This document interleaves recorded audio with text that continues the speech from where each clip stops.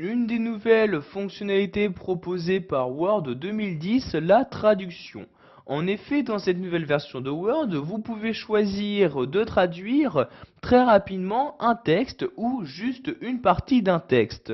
C'est ce que nous allons découvrir dans cette vidéo formation. Donc, pour vous rendre dans les différentes options de traduction, vous allez cliquer en haut sur l'onglet Révision. Je clique donc dessus. Donc une fois dans l'onglet Révision, je vais me rendre dans la partie de gauche et cliquer ici sur l'outil Traduire comme ceci. Donc j'ai ici différentes possibilités qui me sont offertes, mais tout d'abord nous allons définir la langue dans laquelle nous souhaitons traduire notre document. Pour ce faire, je me rends donc tout en bas de ce menu et je clique ici sur choisir la langue de traduction. Donc il existe deux moyens de traduire, donc soit en utilisant un mini traducteur, soit en utilisant donc le traducteur qui va vous traduire l'intégralité de votre document. Donc pour le mini traducteur, vous choisissez ici la langue de traduction en cliquant sur la flèche comme ceci et vous choisissez donc la langue. Donc ici par exemple, je vais sélectionner l'anglais comme ceci. Vous faites de même pour le traducteur, donc la langue de départ ici il s'agit bien du français et vous choisissez donc la langue d'arrivée, donc dans quelle langue vous souhaitez traduire votre texte. Je clique donc ici sur cette flèche-ci et je vais de nouveau sélectionner l'anglais. Je clique donc sur anglais comme ceci. Maintenant, pour appliquer mes changements, je clique sur OK comme ceci. Nous allons maintenant donc pouvoir commencer la traduction de notre texte. Je clique donc ici sur traduire. Donc vous avez par exemple la possibilité de traduire votre document dans son intégralité et de l'afficher dans votre navigateur internet.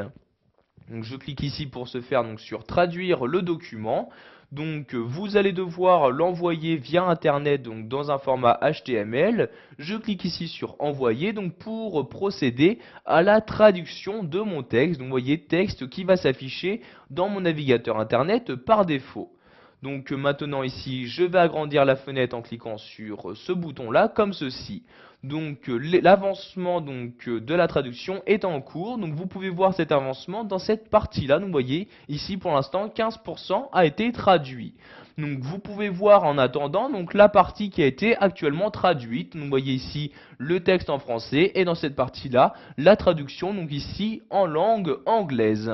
Donc vous voyez ici, donc si vous souhaitez avoir la traduction dans son intégralité, vous allez devoir attendre donc la fin de la traduction, donc jusqu'à temps qu'il y ait 100% d'affiché dans cette partie-là. Donc vous voyez ici en attendant, vous pouvez toujours naviguer dans la traduction. Donc vous voyez dès que vous descendez donc sur la traduction, donc vous avez toujours en face donc la même partie qui descend. Donc vous voyez, je laisse mon curseur sur une phrase et j'ai donc sur la traduction la même phrase qui est surlignée pour vraiment me permettre de voir les différences entre les différentes langues. Donc je vais maintenant fermer ce navigateur internet en cliquant ici sur la croix comme ceci. Donc, comme j'ai dit plus tôt, vous pouvez également donc juste demander la traduction d'un paragraphe ou juste d'une phrase.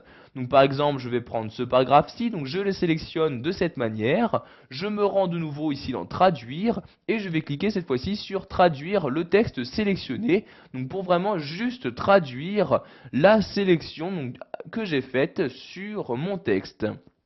Et donc la traduction va apparaître dans le volet de droite qui vient d'apparaître ici. Donc vous voyez ici de français vers anglais.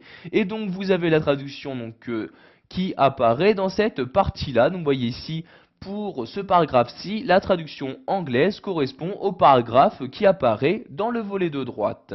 Donc je vais maintenant fermer ce volet en cliquant ici sur la croix comme ceci. Pour finir, nous allons voir comment utiliser le mini traducteur proposé par Word 2010. Je clique donc ici sur traduire, puis sur mini traducteur comme ceci. Après avoir sélectionné le mini traducteur, maintenant nous allons nous rendre sur un des mots. Donc par exemple ici le mot bourgeoise, je laisse ma souris dessus. Donc vous voyez, dès que je laisse ma souris dessus, il y a donc un cadre qui apparaît, ce cadre-ci.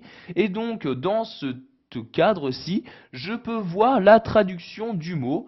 Donc, vous voyez ici le mot, donc les différentes traductions donc ici anglaises proposées. Donc vous pouvez faire ceci pour tous les mots. Donc par exemple le mot ménage ou le mot cuisine, je laisse ma souris dessus, je la remonte pour afficher ici donc la fenêtre. Et donc ici, vous voyez, j'ai bien la traduction du mot cuisine qui apparaît. Donc ici, il s'agit du mini traducteur. Donc si vous souhaitez maintenant désactiver celui-ci, vous retournez ici sur traduire et vous recliquez sur mini traducteur. Et maintenant, donc celui-ci est désactivé. Donc vous voyez maintenant quand je me rends sur un mot, il n'y a plus de fenêtre qui apparaît. Voilà, vous savez maintenant comment traduire votre document à l'aide de Word 2010. Vous connaissez donc les différents moyens de traduction disponibles.